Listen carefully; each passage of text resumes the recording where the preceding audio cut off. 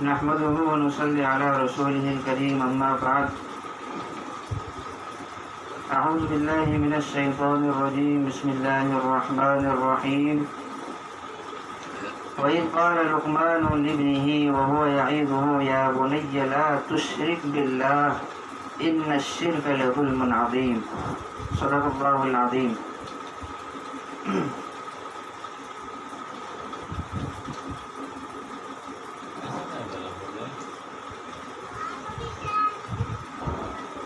بات کو شروع کرنے سے قبل اس کے متعلق کچھ اصولات بیان کیے جاتے ہیں. جب تک کسی کام کے اندر اصول اور ضوابط نہیں ہوں گے وہ کام ادھورا رہتا ہے. مثلا اگر آپ کو کچھ کھانا بنانا ہو تو اس کے پہلے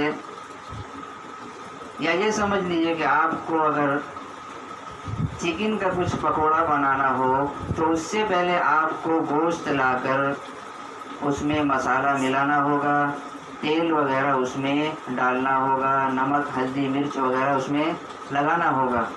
جب تک آپ اس قوانین کو فالو نہیں کریں گے تو آپ کا وہ مقصد ادھورا رہ جائے گا. اور اگر کوئی ڈائریکٹ ہی گوشت کو کڑھائی میں ڈال دے بنا تیل بنا مسالہ بنا پانی کے تو وہ اپنے مقصد میں کامیاب نہیں ہوگا. تو مثال دینے کا مقصد یہ ہے کہ جب بھی کسی کے سامنے کوئی بات بیان کی جائے پہلی بات تو یہ ہے کہ اس کو غور سے سنا جائے. ٹھیک ہے.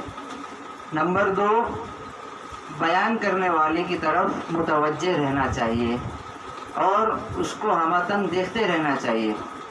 اگر آپ اس کو نہیں دیکھیں گے تو آپ کے اندر وہ بات نہیں اترے گی. نمبر 3، کہ جو بھی بات بولی جائے یا کسی مسجد کے امام صاحب ہوں یا کہیں مقرر ہو، کوئی بھی اگر بیان کر رہا ہو تو وہ عموماً عام طور پہ کوئی بات کہتا ہے. ٹھیک ہے. یہ مطلب بیان نہیں چل رہا ہے، ابھی مسالہ لگ رہا ہے. ابھی عام طور پر کوئی بات کہتا ہے تو لوگوں کو چاہیے کہ وہ بات اپنے اوپر فٹ نہ کریں.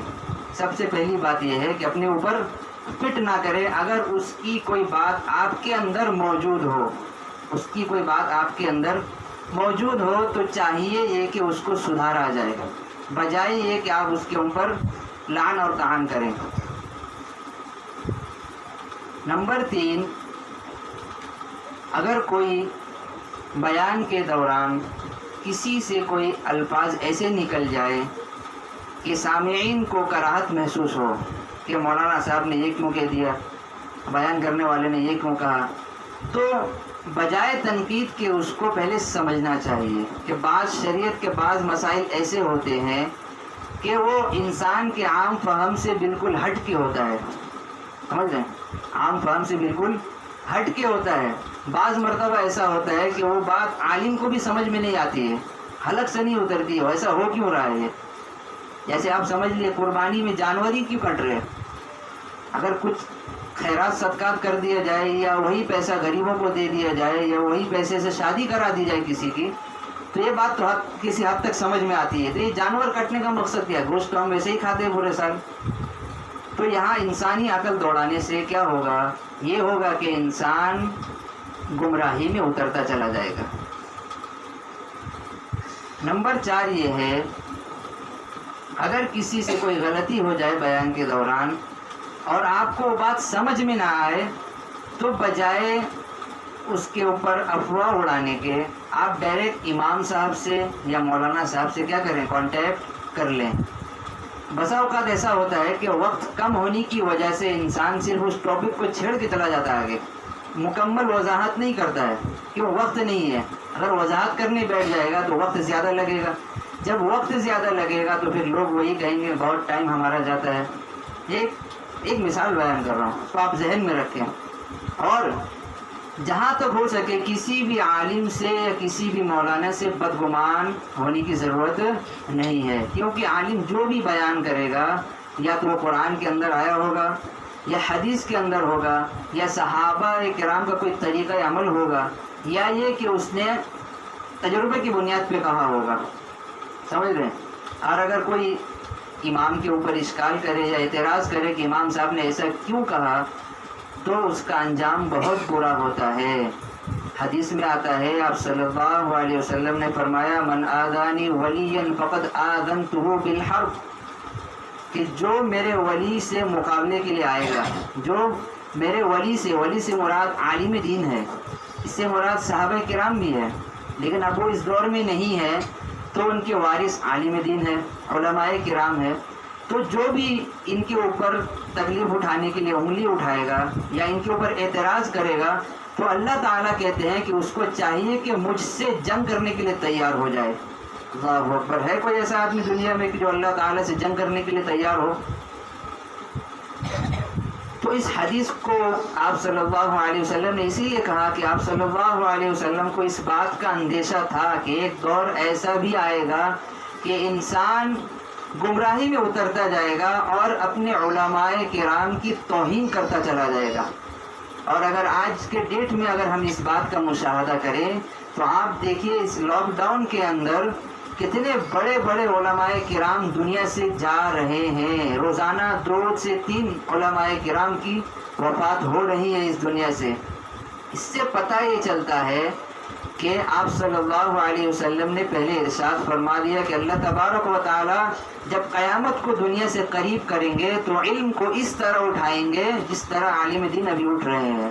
جب عالم دین دنیا سے اٹھ جائیں گے تو علم سارا لے کے چلے جائیں گے. وہ جب علم دنیا سے ختم ہو جائے گا تو جہالت دنیا میں باقی رہ جائے گی، اور جہالت اللہ تبارک و تعالی پسند نہیں کرتے ہیں. جب اللہ تعالیٰ اس دنیا کو پسند ہی نہیں کریں گے اس وقت تو سمجھ لیجئے قیامت اب قریب ہے.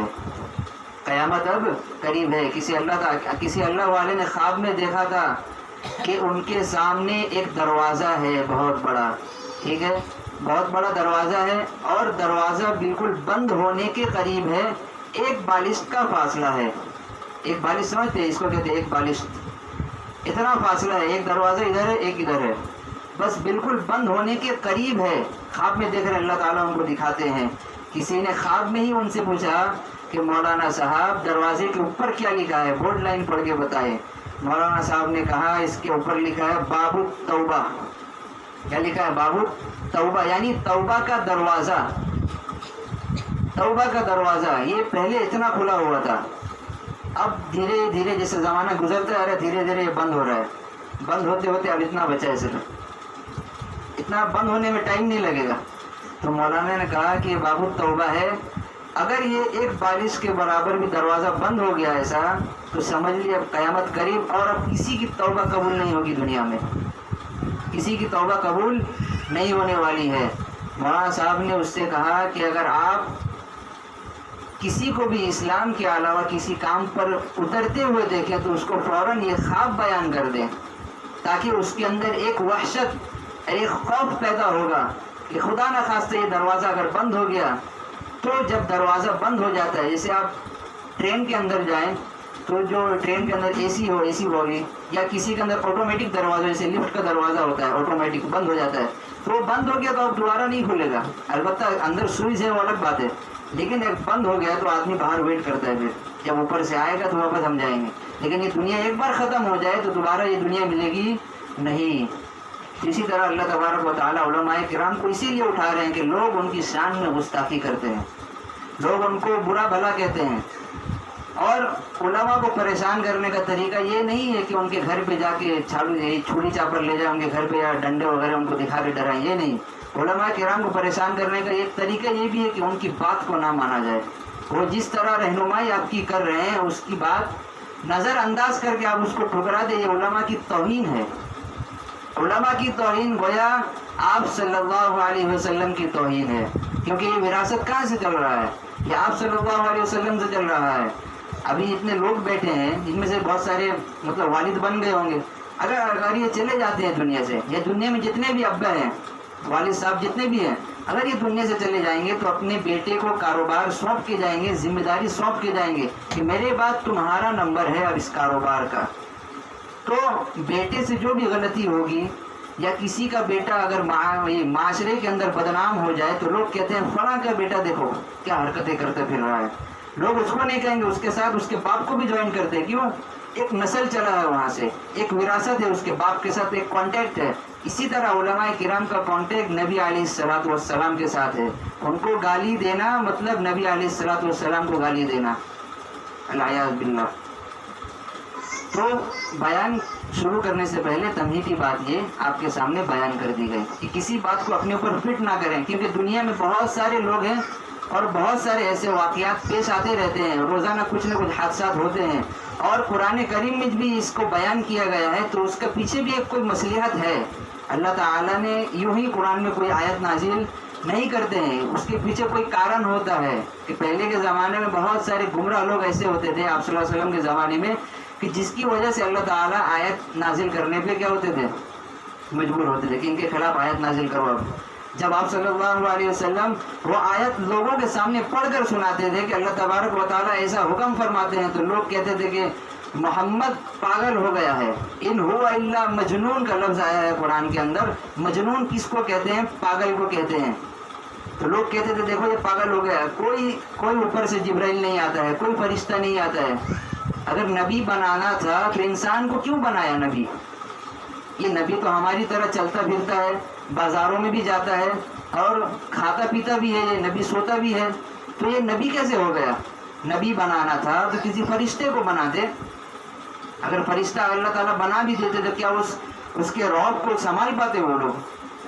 تو اسی طرح آپ صلی اللہ علیہ وسلم کو بہت سارے لوگ گالیاں دیا کرتے تھے کہ معاذ باللہ یہ پاگل ہو گیا ہے، کیسی باتیں کرتا ہے، ہم بتوں کی عبادت کرتے ہیں، ہمیں بتوں کی عبادت سے روک رہا ہے.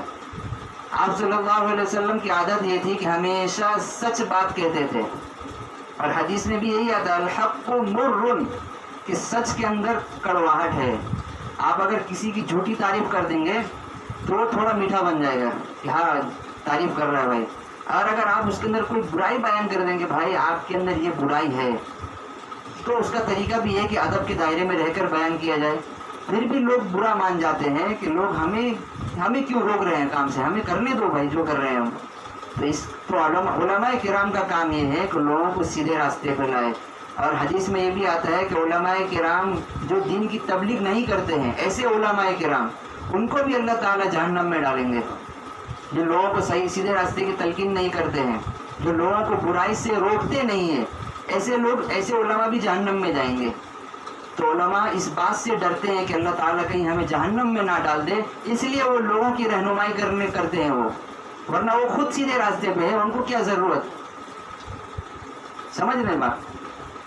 تو یہ بیان سے پہلے ایک خلاصہ بیان ہو آپ کے سامنے. اب بیان شروع کرتے ہیں.